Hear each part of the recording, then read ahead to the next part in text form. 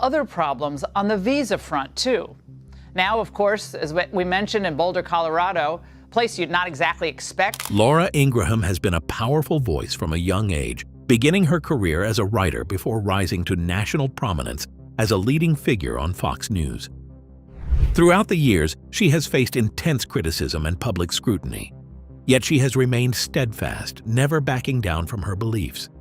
Despite all her accomplishments, one personal question has continued to follow her. Why has she never married? For years, Laura stayed quiet on the topic. But recently, she finally broke her silence, revealing the answer that many have long wondered about.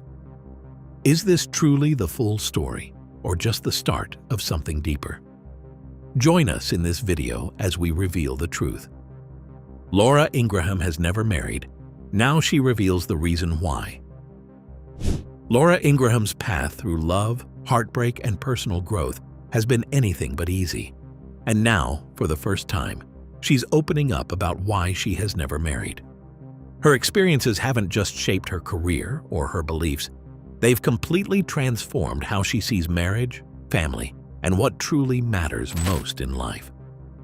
The story behind her decision not to marry is deeply personal, marked by life-altering events that brought both unimaginable pain and unexpected strength.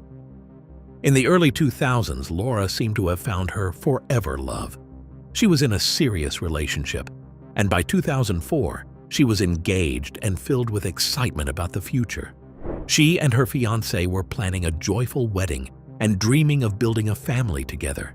Everything appeared to be falling into place. But just when her life felt full of promise, a sudden and heartbreaking diagnosis changed everything. Laura was told she had breast cancer, and those two words shook her world to its core.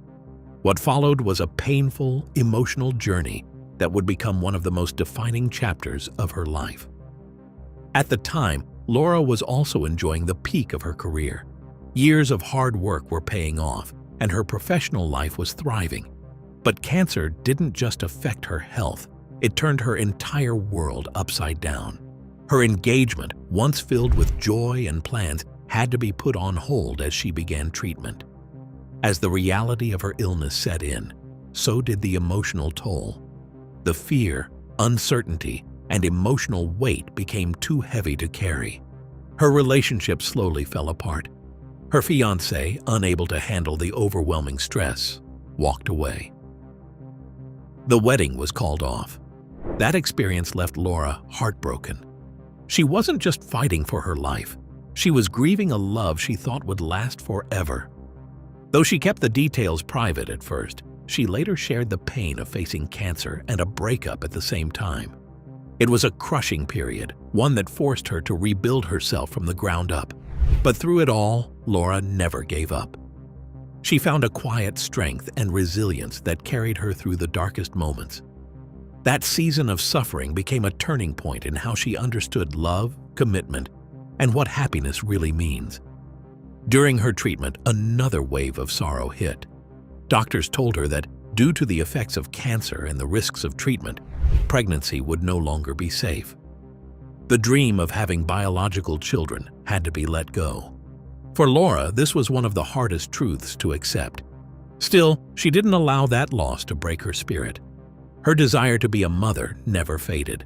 Instead of giving up, she chose adoption, opening her heart and home to children in need. Adoption became her answer. It gave her the chance to create the family she had always longed for, just in a different, deeply meaningful way. In the years that followed, Laura slowly began to speak more openly about her decision not to marry. And now she reveals the truth.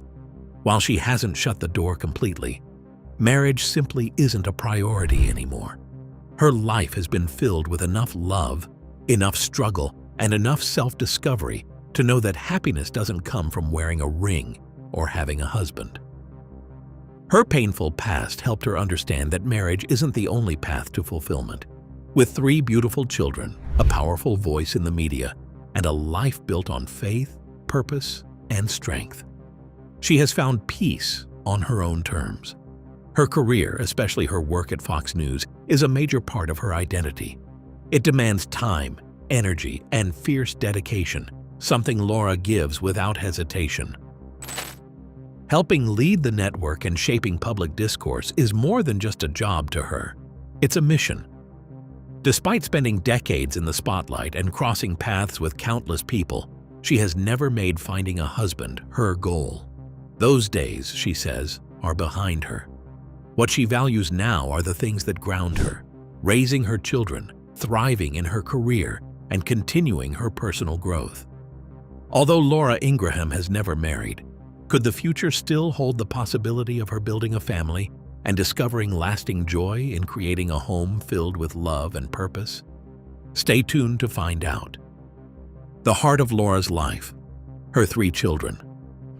Laura has always placed her family at the center of her life, most especially her 3 children, whom she adopted and lovingly raised with unwavering care and dedication.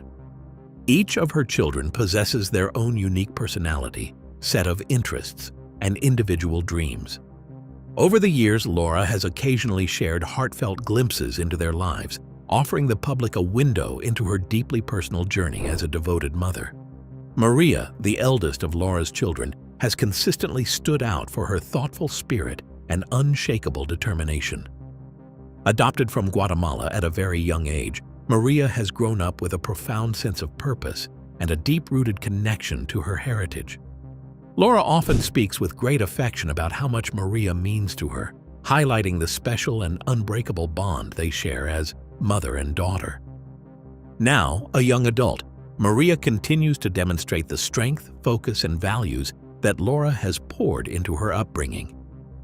Academically driven and highly disciplined, Maria shares a love for learning that clearly mirrors her mother's influence. She attended a respected private high school, where she gained a reputation for her serious approach to education and her enthusiastic love for knowledge. Her passion for self-growth and achievement has naturally guided her toward pursuing higher education. Although she chooses to keep much of her personal life private, it's evident that Maria is a young woman with a strong sense of direction, someone who manages to balance her studies with a well-rounded life beyond the classroom. Outside of academics, Maria maintains a strong interest in fitness and physical wellness. She enjoys staying active and has engaged in a range of sports and outdoor activities, such as hiking and running. Like many young adults, she also values her time with friends and her social life. But what Laura admires most is Maria's ability to remain grounded and true to herself, despite the noise of the outside world. Michael Dmitri, Laura's 2nd child, was adopted from Russia and has been an essential part of her family since early childhood. While Michael tends to be more reserved than his siblings, his quiet nature in no way lessens his significance within the family. Now a teenager, Michael has found his own path through his involvement in a variety of creative and intellectual pursuits, particularly in the fields of technology and design. Michael has a natural curiosity for innovation and is especially drawn to computers and anything related to tech. Laura often expresses her pride in his problem-solving abilities and creative thinking, qualities she encourages and supports as he continues discovering where his talents may lead him. A student at a top-tier private school, Michael has not only excelled in his studies, but also immersed himself in subjects that reflect his personal interests and potential career goals. Nikolai, the youngest of Laura's 3 children, was also adopted from Russia and has quickly become a cherished part of the Ingraham family. Brought into the home at a tender age, Nikolai has blossomed under Laura's nurturing care. She frequently speaks fondly of his boundless energy and radiant personality. His natural curiosity and eagerness to learn have been gently fostered by Laura, who supports and encourages his exploration of the world around him. In school, Nikolai has thrived. His strong academic performance and enthusiasm for learning have made him a standout among his peers. He is an active child who enjoys playing soccer and has participated in community leagues, where he has built a strong appreciation for teamwork and physical activity. In addition to his academic and athletic pursuits, Nikolai also enjoys expressing himself artistically through drawing and painting, often delighting his family with his creative works. What truly sets Laura apart as a mother is her remarkable ability to balance structure with freedom in her parenting. She provides a stable foundation for her children while still giving them room to grow into their own unique selves. Laura places great importance on nurturing values like education, responsibility, and kindness, principles she instills in her children with patience, love, and consistency. What was Laura Ingraham's experience like as she began building a family of her own, particularly through the path of adoption? Keep watching to find out. Laura Ingraham's adoption journey and advocacy for children.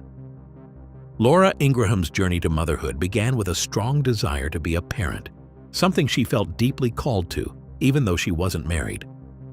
In 2008, she adopted her first child, Maria, from Guatemala. The process, which she described as both challenging and rewarding, marked a life-changing moment. "Becoming a mother is the most rewarding thing I've ever done," she shared in a rare interview, showing how much motherhood means to her. Ingraham often speaks about her love for Maria, calling her a blessing and emphasizing the joy she brings to their home. After adopting Maria, Ingraham expanded her family by adopting 2 sons from Russia, Michael in 2009 and Nikolai in 2011. Each adoption presented its own challenges, especially due to the complexities of international adoption. Ingraham has been vocal about her frustration with the bureaucratic hurdles involved. She stresses that adoption should focus on what is best for the children, not political agendas.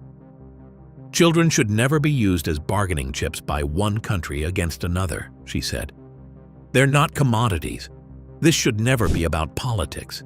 Preventing a child from joining a loving, safe home is selfish and cruel." She also raised a key concern.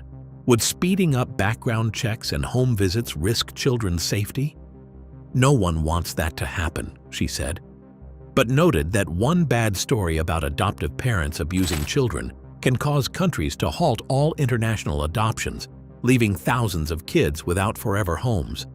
Laura Ingraham has long been a passionate advocate for adoption, particularly international adoption. She uses her platform to highlight the difficulties families face and calls for reforms to make the process faster and simpler. For Ingraham, adoption is an act of compassion, not politics. She has repeatedly said, adoption is about giving children a home, not about political games. She insists the system should focus solely on the well-being of the children and their new families. Her personal experience, especially with adopting from Russia, has shaped her views deeply. When Russia banned American adoptions in 2013, Ingraham openly criticized the move, pointing to the children caught in the middle of political conflicts. "These are kids who just want to be loved," she said, expressing both sadness and frustration over the situation. Her advocacy remains rooted in the belief that every child deserves the chance to have a loving family and a safe, permanent home. Beyond her family life, how has Laura Ingraham's professional journey unfolded? And what steps did she take to climb the ladder of success and become a leading voice in conservative media? Keep watching to find out. The rise of Laura Ingraham in law and broadcasting. Laura Ingraham was raised in Glastonbury, Connecticut, where she was born to Anne Caroline, née Kozak, and James Frederick Ingraham III.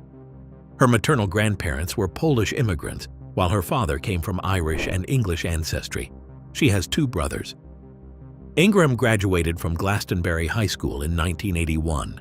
Laura Ingraham has built a remarkable and diverse career that spans law, writing, and media. Born on June 19, 1963, she first gained public attention as a speechwriter during the Reagan administration in the late 1980s.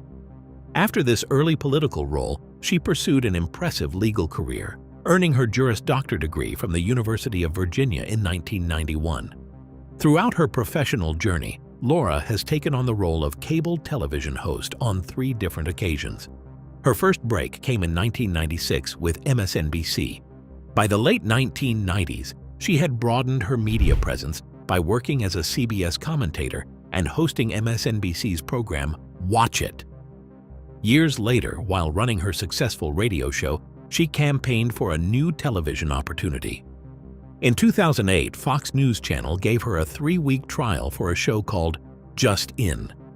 This trial set the stage for her major breakthrough as the host of The Ingraham Angle, which premiered on Fox News in October 2017 and quickly became one of the network's flagship programs.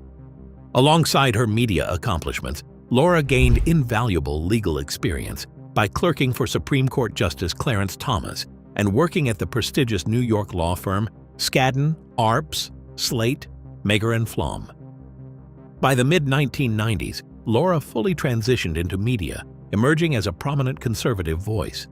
She launched The Laura Ingraham Show, a nationally syndicated radio program that became a cornerstone for conservative audiences. Later, she co-founded Life Zet, a conservative news website where she served as editor-in-chief, further expanding her influence. Her media presence grew even more powerful with the Ingraham angle, which firmly established her as a key figure on Fox News starting in 2017. Laura's strong academic background laid the foundation for her successful career. She graduated from Dartmouth College in 1985 with a Bachelor of Arts degree, majoring in English literature and Russian, a combination that sharpened her communication skills and provided a broad, global perspective. The Laura Ingraham Show began airing in April 2001 and quickly expanded to 306 stations nationwide, including XM satellite radio. Originally syndicated by Westwood One, the show switched to Talk Radio Network in 2004. By 2012, Talkers magazine ranked it as the 5th most popular radio show in America. In November 2012, Laura announced her departure from Talk Radio Network after nearly 10 years. That same year, another major TRN program, The Savage Nation, also left the network 2 months earlier. Laura's new show, syndicated by Courtside Entertainment Group, launched on January 2, 2013, and continued successfully until December 2018. Considering Laura Ingraham's outspoken presence in the media, could this embolden her to step more directly into the political arena, both as an active player and a fierce defender of her beliefs? Stay tuned to find out. Laura Ingraham's fierce loyalty to Trump and her fiery war with CBS's Scott Pelley. Throughout her career, Laura has been an outspoken and loyal supporter of Donald Trump, even serving as an informal advisor during his presidency, highlighting her political influence and insider status. Laura Ingraham has long been recognized for her steadfast and unwavering support of Donald Trump. Throughout his first term as president, she acted as an informal advisor to his administration, an involvement that crossed traditional boundaries of journalistic ethics. In 2016, after Trump secured the Republican nomination, Ingraham openly and enthusiastically endorsed him during a speech at the Republican National Convention. In June 2019, she dismissed and mocked reports suggesting Trump had delayed his attendance at a D-Day commemoration to sit down for an interview with her. She strongly denied these claims, calling them patently false, fake news, even though video footage showed Trump saying, "These people are so amazing, and what they don't realize is that I'm holding them up because of this interview, but that's because it's you." Following the January 6, 2021 attack on the U.S. Capitol by Trump supporters, Ingraham pushed the conspiracy theory that Antifa activists were responsible for the violence. While the attack was still ongoing, she texted Trump's chief of staff, Mark Meadows, urging immediate action. "Mark, the president needs to tell people in the Capitol to go home. This is hurting all of us. He is destroying his legacy." Yet that very evening on the Ingraham angle, she downplayed the role of Trump supporters in the assault, stating, "They were likely not all Trump supporters. I have never seen Trump rally attendees wearing helmets, black helmets, brown helmets, black backpacks, the uniforms you saw in some of these crowd shots." On July 27, 2021, after 4 Capitol and D.C. police officers testified before Congress about their harrowing experiences during the riot, Ingraham mocked them on her show, igniting further backlash. In 2022, she sharply criticized the Justice Department and FBI over their search of Trump's Mar-a-Lago estate related to classified documents. Yet she also hinted that Republican voters might be ready to move beyond Trump ahead of the 2024 presidential race, remarking, "If we can get someone who has all Trump's policies who's not Trump." Recently, Fox News host Laura Ingraham launched a fierce attack on CBS journalist Scott Pelley after he appeared to criticize the Trump administration during a commencement speech. Pelley, who has spent 36 years at CBS and served as a 60 Minutes correspondent since 2004, notably did not mention President Trump by name when speaking to graduates at North Carolina's Wake Forest University on May 19th. Still, he declared, "In this moment, this morning, our sacred rule of law is under attack." He continued, "An insidious fear is reaching through our schools, our businesses, our homes, and into our private thoughts, speaking about the fear to speak in America." Clips of Pelley's speech spread rapidly online over Memorial Day weekend, prompting Ingraham's fiery response Tuesday on the Ingraham angle. She labeled Pelley a tool and described him as humorless and uninspiring as he is pessimistic and angry. She also recalled their brief encounter when she worked at CBS in 1996. "Nothing's changed. Scott's still a whiny liberal and still bitter," she said. "What he won't admit is his own role in eroding the trust in the news he claims to want to protect. His influence has faded. His old network is no longer the powerhouse it once was. And now, he openly reveals the deep bias we always suspected he harbored." Ingraham then criticized the media giants of my childhood, CBS, NBC, and ABC, for being too blind to see their twisted reporting and selective storytelling, especially when it comes to Trump. "So Scott's old world has crumbled, and now he just shouts into the wind with strange gestures," she concluded. He fails to realize that it was the lazy, biased coverage by the legacy media that helped create the very problems he now blames Trump for: censorship and racial hatred. Has Laura Ingraham truly lived a fulfilling life free of obstacles, or has her high-profile career in the media inevitably brought its share of criticism and controversy along the way? Stay tuned to find out the rise and controversies of Laura Ingraham. Laura Ingraham has consistently voiced strong opposition to immigration, making it a central theme of her public commentary. She firmly rejected the 2013 Comprehensive Immigration Reform Plan that was backed by both major political parties in the U.S. Senate. In 2014, she described the idea of allowing more immigrant workers into the country as obscene to the American experience. That same year, Ingraham harshly criticized House Majority Leader Eric Cantor for supporting the DREAM Act and a Republican-backed bill that would provide a pathway to citizenship for young, undocumented immigrants. Cantor soon faced a primary challenge from Dave Bratt, who ultimately defeated him, a major political upset. The New York Times credited Ingraham as a driving force behind Bratt's rise, stating, "Few people did more than Ms. Ingraham to propel Mr. Bratt from obscurity to national conservative hero." Ingraham called the outcome one of the most significant repudiations of establishment immigration reform she had witnessed in her 2 decades in politics, declaring that immigration reform is DOA. In addition to her political critiques, Ingraham also drew fire after launching a sharp attack on a rival news network. While intended as a criticism of her competition, many critics argued that the moment ended up revealing more about Ingraham's own controversial stance and approach to commentary. Ingraham condemned NBC News for swiftly terminating Ronna McDaniel, who had been hired only days earlier as a paid on-air contributor. "The network where I actually began my TV career wouldn't hire anyone like me now," Ingraham said, referring to her early stint at MSNBC. She claimed McDaniel had slipped through the cracks until internal pushback from NBC staff forced the network to reverse course.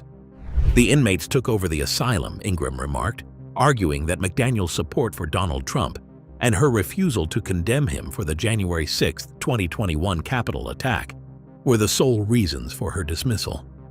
"Don't believe any other explanation they give for firing her," Ingraham added with certainty. However, critics quickly challenged that narrative, arguing that the backlash against McDaniel was not just about her political stance. They pointed out that McDaniel, like Ingraham, has been accused of promoting misinformation and conspiracy theories, factors that likely made NBC staff uncomfortable. Observers noted that Ingraham herself would likely face a similarly frosty reception at most major networks for the same reason. Ingraham has long been associated with controversial rhetoric and has faced repeated accusations of using her platform to promote divisive and inflammatory content.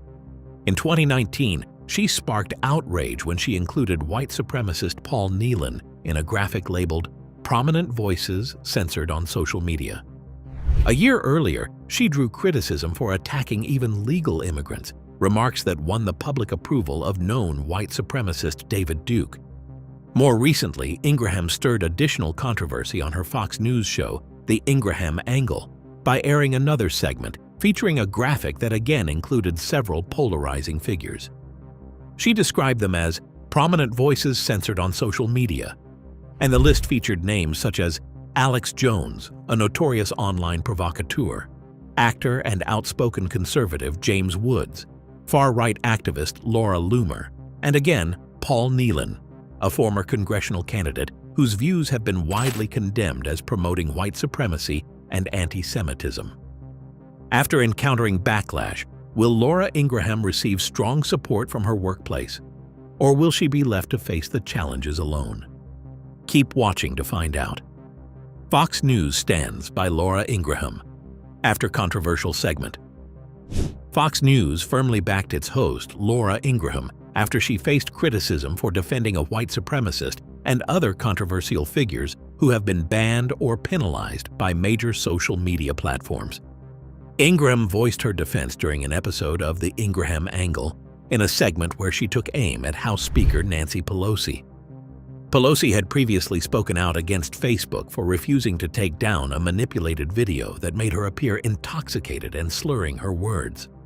Ingraham claimed the calls to remove the video were merely a pretext to suppress certain viewpoints and silence voices that diverge from mainstream narratives. Later in the broadcast, she displayed a graphic titled "Prominent Voices Censored on Social Media," which featured photos of several individuals she argued were unfairly targeted and deplatformed. Facebook now says it policies hate. That may sound reasonable at first, until you understand how vaguely they define the term, Ingraham said. These are some of the people they've chosen to silence. She added, it includes those who advocate for secure borders and those who believe in national sovereignty. Among those featured was Paul Nehlen, a known white supremacist who twice ran unsuccessfully for Congress. Nehlen refers to himself as pro-white and is widely known for promoting racist and anti-Semitic views. In one instance, he appeared on a podcast wearing a shirt with an image of Robert Bowers, the man accused of murdering 11 people in a synagogue in Pittsburgh. On that podcast, Nehlen delivered horrifying remarks. I want to make a point. Maybe it won't take 1 million Robert Bowers, but it's going to take a lot of people moving in the same direction to do what needs to be done, drive Jews out of white countries. They are preventing us from surviving as a race. They are trying to erase us from existence. In addition to spreading hate speech, Nehlen has pushed wild conspiracy theories, including the baseless accusation that Bill and Hillary Clinton are murderers. Due to his extreme views, Nehlen has been permanently banned from both Facebook and Twitter. Even Gab, a social media platform known for attracting alt-right users, removed him. In 2017, the far-right website Breitbart also severed ties with him after he appeared on a white nationalist podcast.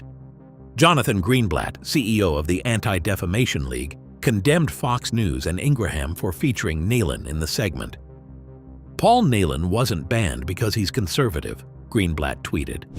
He was banned for spreading relentless anti-Semitism and racism and for targeting Jewish journalists.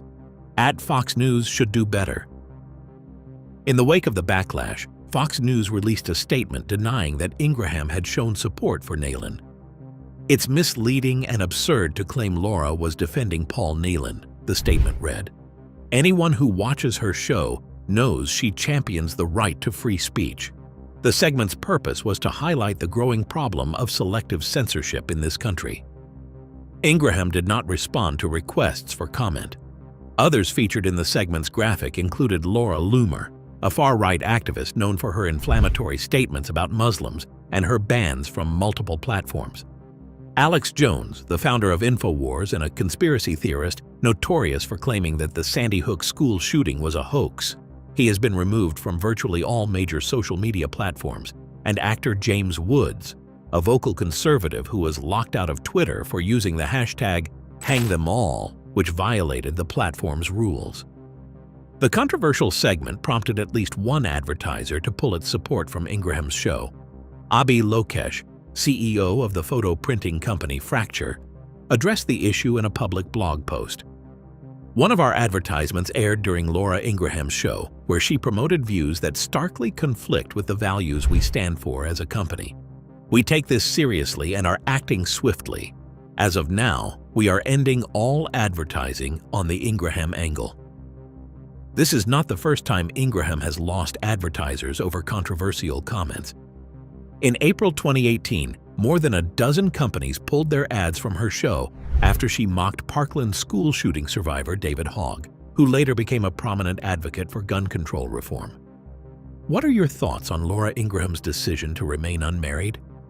Do you believe she can still enjoy a fulfilling and meaningful life by choosing this path? Let us know in the comments section below. Thank you for watching this video. We hope you found it interesting. Don't forget to like and subscribe. Click the next video shown on your screen to catch up on your favorite celebrity stories. See you there.